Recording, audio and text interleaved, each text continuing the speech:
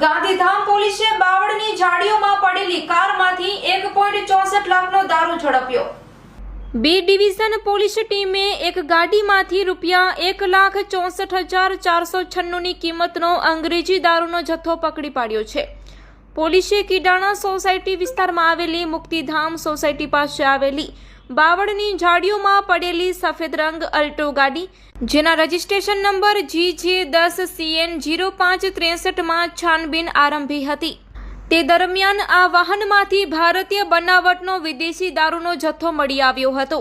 આ મુદ્દામાલ પોલીસે હસ્તગત કરી લીધો હતો। આ ગુનામાં સામેલ આરોપી પ્રકાશ કાનજીભાઈ માતંગ રોટરીનગર તે હાજર મળી આવ્યો ન હતો। આ પ્રકરણમાં પોલીસે જુદી જુદી દિશામાં તપાસ હાથ ધરી છે।